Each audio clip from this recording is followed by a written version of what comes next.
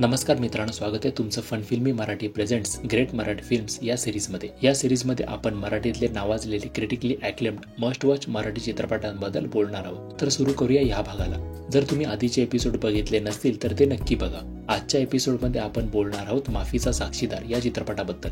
माफीचा साक्षीदार हा चित्रपट 1986 साली प्रदर्शित झाला होता। या चित्रपटाचे दिग्दर्शक होते राज दत्त। या चित्रपटात मुख्य भूमिकेत आहेत नाना पाटेकर, मोहन गोखले, अविनाश खर्शीकर आणि उषा नाईक। हा चित्रपट 1976 आणि 77 मध्ये पुण्यात कुख्यात जोशी अभ्यंकर हत्याकांड झालं होतं त्यावर आधारित आहे। तर बोलूया कथेबद्दल। तर ही गोष्ट आहे कॉलेजमध्ये जाणाऱ्या काही विद्यार्थ्यांची। एक विद्यार्थ्यांचा ग्रुप आहे। तिथे त्यांचा मुख्य असतो राघवेंद्र म्हणजे नाना पाटेकर।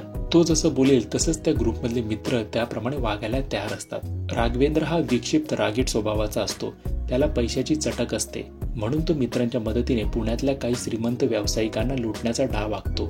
यात राघवेंद्र जसं बोलेल तसंच करायचं, नाहीतर राघवेंद्र मित्रांना पण सोडणार नाही इतका त्याचा दबदबा असतो। या लुटमारीत तो आणि त्याचे मित्र व्यावसायिकांची हत्या करतात। मग पुढे राघवेंद्राला लुटमार आणि हत्या करण्यात मजा यायला लागते। त्यासाठी तो कोणत्याही थराला जाण्यास तयार असतो। तर पुढे पोलीस आणि राघवेंद्र यांच्यामध्ये चोर पोलिसांचा खेळ सुरू होतो। राघवेंद्र लुटमारीसाठी कोणत्या थराला जातो, शेवटी काय होतं, त्याला शिक्षा होते की नाही हे पाहण्यासाठी तुम्हाला हा चित्रपट पाहावा लागेल। आता बोलूया अशा पॉइंट्स बद्दल ज्यामुळे हा चित्रपट खास ठरतो।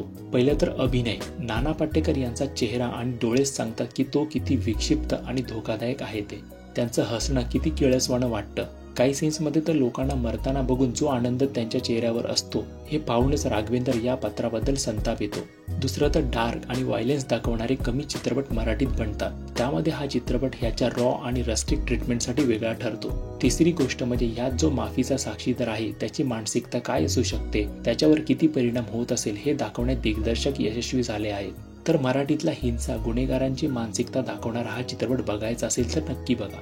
हा चित्रपट यूट्यूबवर पार्ट्स मध्ये अवेलेबल आहे।